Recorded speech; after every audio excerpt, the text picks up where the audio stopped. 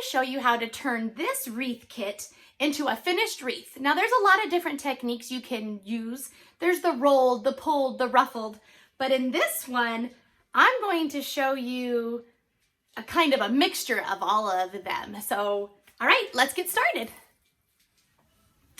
This kit came with 2 different mesh. We cut the ivory one into 9-inch pieces, and we did the burlap striped one into 18-inch pieces. So on each of our pegs on our wreath, I'm going to put 2 ivory pieces and 1 of the burlap. I'm going to take the ivory ones and just kind of help them roll into these little tubes. After you cut them, they're kind of going to roll there anyways, but you just want to overlap it just a little bit. And the overlapped part, I'm going to turn over so it's in the back of my loop so you don't see it as much. So I take the 2 colors that are the same and I'm going to make an X with them.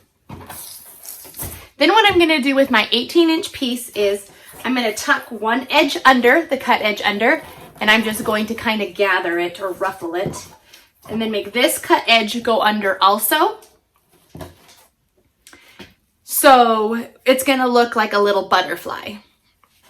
I'm going to take my 2 X's that are like this, made my X, and then the butterfly is just going to go straight on top of it like that.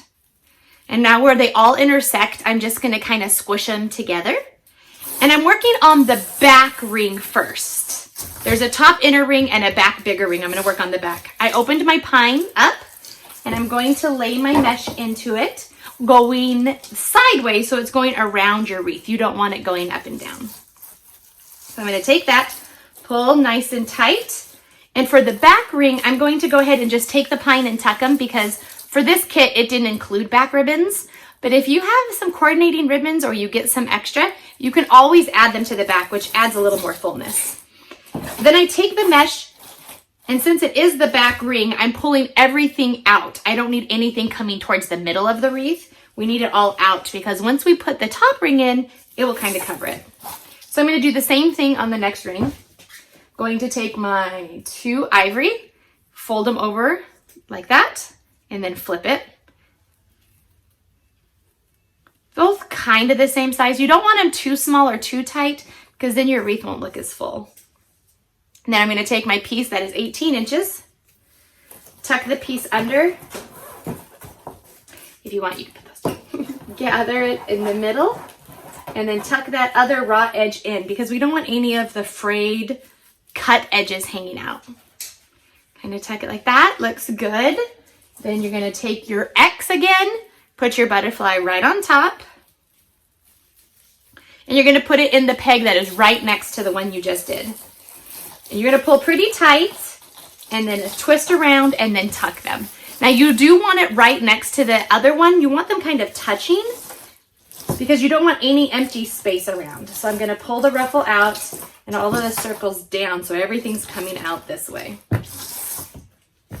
You're going to repeat all those same things all around the back of the wreath until the back big rung is completely full. I've got my X, lay it down so I can use my hands, open my 18-inch piece, cover the half there, gather.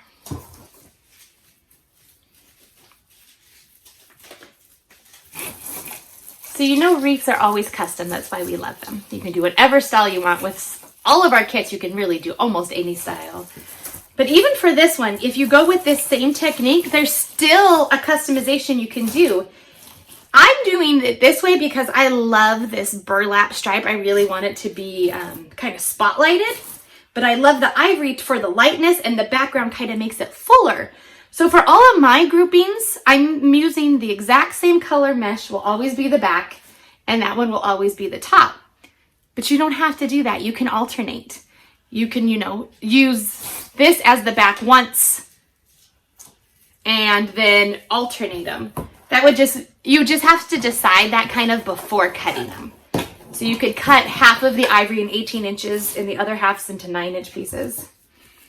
Or you can go like this and just keep it simple, less thinking. So you're just gonna keep doing this all the way around.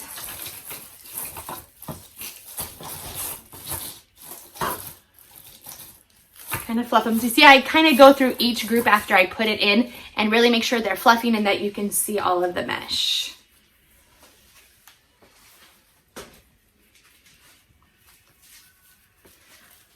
This kit comes with the ivory mesh is one of our kind of faux jute fabric mesh. And this is our burlap mesh where some of the jute that runs through it is an ivory and one is the tan.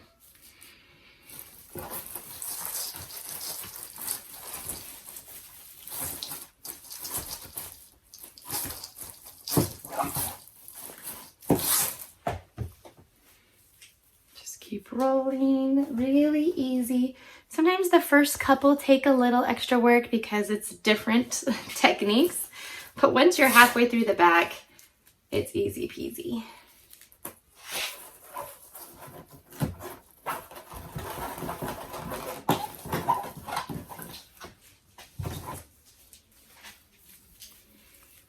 Squish next to them. Tight, twist, and then tuck your pine because we're not going to use them. When we get to the top ring, you're not going to want to tuck them right away because we're still going to add ribbon. But if you don't have any back ribbons, you can just hide those little pines away. Now, sometimes people, depending on which pine base we put it on, you kind of want the pine to stick out to add fullness. Just another thing, another awesome thing about wreaths. Your personality can show. Do what you love. Fold. And gather. See, you just want to make it so the edges are folded under, but it's nice and wide like that. Then you're going to take them, make your X, put it,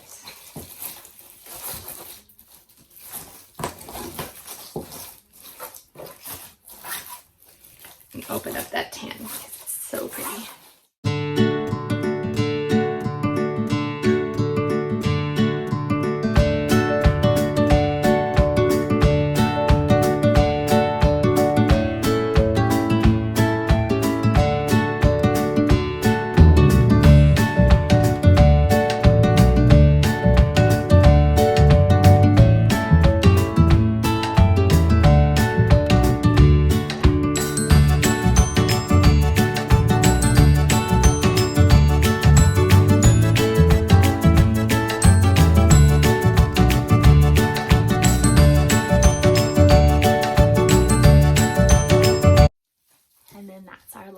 In the back, you can kind of go through them all and check them out, make sure everything is pulled, all coming out. Already looking full and we have so much more to add. So we're going to do the exact same technique on these top rings. So I kind of open up my pine so they're ready because your hands are already full with the mesh. So if you get this step, it just makes it a little bit easier. So we're going to take it and do the same things. Get those two ready. And then take your 18-inch piece.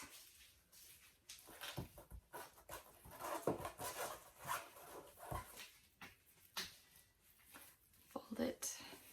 Remember the same thing. So all of the edges are going this way, just like we, whoops, popped right out. Been doing. And then I squish them all together. And when I squish, try not to fold these in. You still want the length. So it's really just in the middle, like an accordion in the middle. Now remember, on the top ones, once you've done your twisting, you don't want to tuck the pine in right now. You want to leave them out because that's where we're going to put our ribbon. And now this time, I am going to pull the back ones apart from each other instead of all going one direction because now we have this inner wreath. And now I'm going to pull it out and make sure you can see it. So it creates kind of this circular look where these are the ends. You know, this is the middle of your circle and then the little cream ones pop out. Small little change from the back, but it does make a difference to really make it look full. Now, if we make it and the middle is too full and you really want to see a hole through your wreath, then you can do the same thing we did on the back, where you'll just take your mesh and pull it this way so you have more space in the middle. If you like it to be more full where everything is just kind of all over, then keep kind of spreading them out and you will get that fullness. Both are beautiful. It kind of can depend what sign you're adding or pick or whatever. With this kit, we are adding a cotton pick and a cute little sign. We're gonna put both in this. Pull, and you want it to be pretty tight so these don't come out. And then you're gonna go through your mesh and open it up. Remember, we do want them hitting, but you don't want them overlapping. So I kind of pull them up so they're kind of sitting like, propping each other up. Yeah, that's the word. Okay. Rolling, rolling, rolling. Make my X.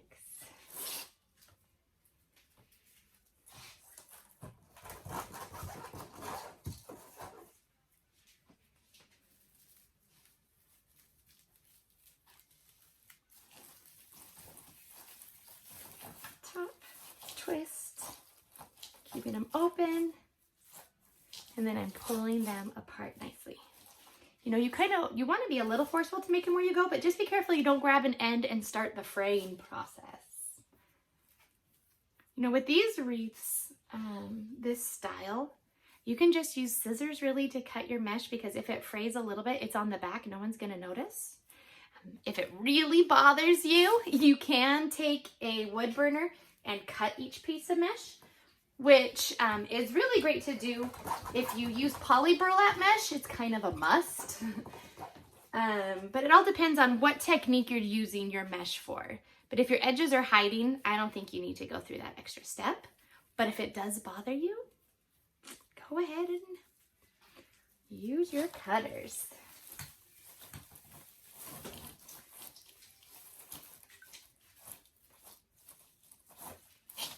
All right, look, we're already almost halfway done with the top. Make your rolls. Remember, loose rolls don't get tight. Now, some will be tighter or looser depending if they were on the outside or the inside of your bolt. If they were rolled tight for a long time, they'll be a little curlier. That doesn't really matter. It's not an exact science. Okay, in there. Squish, kind of fluff this one up like that, and then put this one right next to it so we're not overlapping. Nice tight, pull, and see how this one's kind of squished in the middle? I want to make sure I pull it out so you can really see it.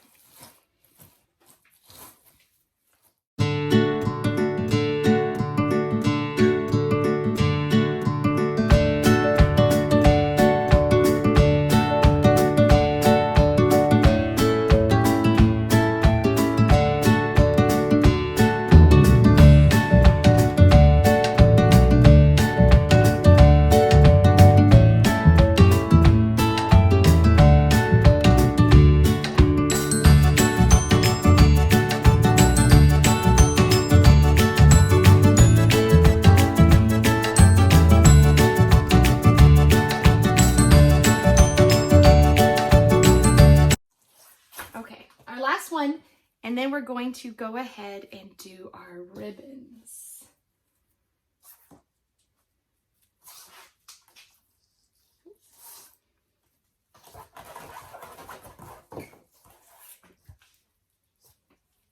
Fold. Now, when you get our ribbons, if you get our kit, you will notice that there are 3 different rolls of ribbon.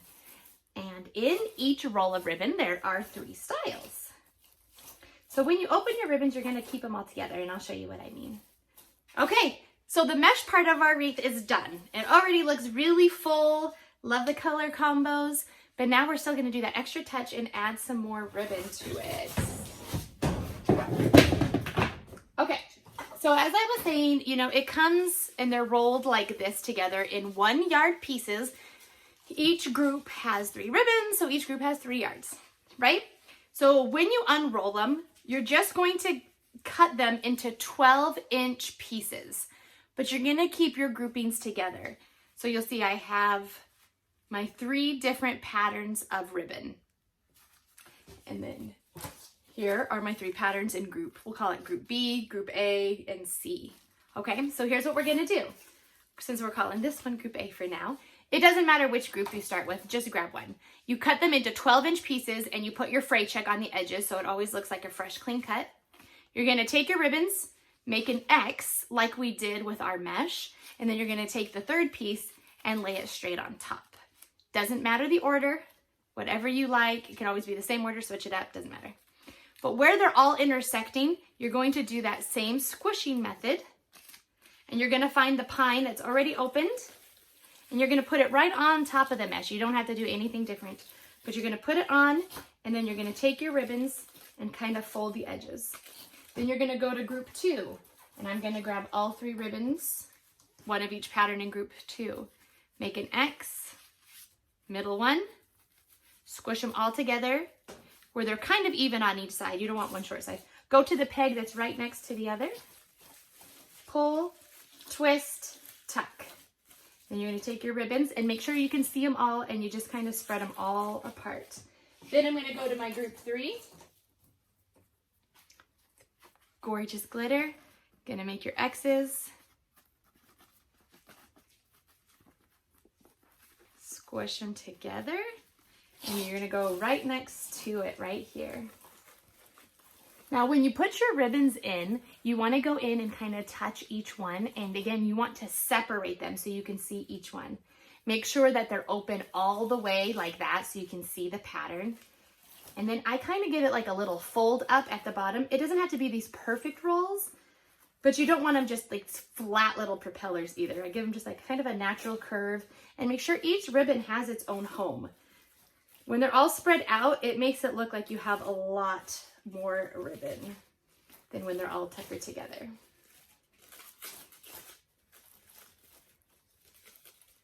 Okay, so we did group A, group B.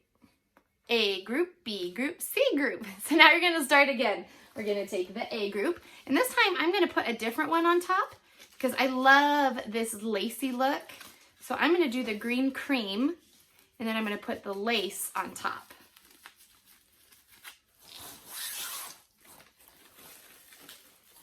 And the kind that's right there, twist and tuck. And then you're gonna go in and remember, fluff each ribbon to make sure you can see the front of it. None of them are kind of covering. It's good if they kind of intermingle with the next group next to it, so you can't really tell where one group ends and one begins. Now you're gonna go to group B. Group B, this one. I love the chevron, so this time I'm putting the chevron on top. Yes, the narrow one can be the back. It doesn't really matter. Whatever you want to showcase can always be on top, or you can switch them around as you go. Put it in, twist, and then remember, don't want any that are folded. So I take the 4-inch and I kind of open it at the base and then pull it open as I go out. But 4-inch ribbons, everyone knows they're my favorite because they add so much fullness so easily. And I'm gonna take my other group, took my X, and it's gonna go right next to this one. Pull them out, fluff them up. Take this one, kind of pull it so it goes. And then back to A group. Put the glitter back on top. Or you can put the green. The green is a really pretty shade. Twist. That one's kind of not halfway. Kind of pull, twist. The great thing about these twist ties is if something didn't turn out right, untwist it, pull them out, and do it again. So then I have one more group left. Now you're probably going to have, depending how they wired your wreath, you might have an extra group of ribbon left over at the end. Don't panic, don't worry, no big deal. You can throw it in wherever, a piece here, a piece there. You can save it for another project. You can finish your whole wreath and see where there's kind of an empty spot if you have one, and add it there. But, oh, I think this one's looking beautiful. Yeah, you like it? Okay, so now we're to the pick and the sign. Today we're gonna use this sign. It's kind of got the galvanized metal and this little wood plaque with the wood frame. And we also have a cotton pick that we're putting with it. I like to put the pick in first because I want my sign on top of it, but I kind of lay them around deciding where to have it. So maybe I could have the pick kind of arcing this way and put the sign in. Another thing you can do too with a lot of picks is pull them apart. You can have, you know, some over here, some over here. What you can also do is kind of poke some down and some up. And then they're wired, which is really nice because then you can arc it to go with the wreath. And then I can kind of put the sign in the middle. So there's some twigs coming down, twigs coming up. Like that. You just kind of play with it and see what you like. I think for this one, I'm just going to have the sign kind of here with the cotton picking out of it. And then I can go back through later and pin it and move stuff around. But let's put the pick in. You can use twine for the pick. You can use ribbon. You can use whatever. You can even use the pines. You could use zip ties. I am going to use the pines that are already there. Now the ones that I'm using, I did tuck already, but easy fix. Remember, I'm just going to untwist it, put down, and then I'm going to take the pines over the stem and twist it. Then you could pull some of the ribbon up. You really want it to look, I mean, it's kind of called organic, where everything goes like it's meant to be there. And you do that best when you still pull up the ribbon and kind of have it interwoven in your pick. And I like when the picks are really more kind of spread out, not this sharp line. So I kind of pull all of mine apart, and each of these branches is wired, so I can put it wherever. Now we're going to put the sign in. I have a zip tie on the back. Again, you can use rope, ribbon, whatever. But I'm going to put it, I think like right here, so it's coming out like that. And then we'll move the ribbon around and things. So I'm going to take the zip tie, and I can zip tie it to this pine also, or if you can get to the metal part of your wreath. But sometimes you made such an awesomely full wreath that you can't actually get to the base of it. So I'm going to go here, and I'm going to kind of lift up all of the pine, all of the picks, the mesh, the ribbon, and I'm going to take my zip tie all the way around, because I do want my sign kind of high on the pick so it looks like it's all part of it. You just got to find your way around the ribbon to the back of your wreath, even if it's just the top of the wreath, without smishing everything. There's so much beautiful mesh, I can't get in there. Let's see, too much mesh. There we go. That was one piece too many. You're gonna take it, find the two ends of your zip ties together. I know it's here. There we go. And kind of put it outwards. I want it out in my wreath. I don't want this one in the middle of the wreath, so I'm gonna hold it where I want it as I cinch this zip tie nice and tight around everything. There we go. There. Now this looks kind of like a messy mess, but I'm going to fix that. I want some of the ribbon coming down this way. I love this one, but I also like the leaves. So I want the leaves to kind of come over that wide ribbon. And you just really want to kind of play with it till you get everything where you love it. Because usually once it goes up, you are going to love it no matter what. These two are a little close together. I'll pull it like that. So you can really put the picks in however, but I love the cream green of all of this and the wood frame. It's just a very natural, kind of an everyday wreath. So that's it. That's all it takes to make one from our kits. That's how it's done. Very easy, very fun. Thank you so much for watching our video.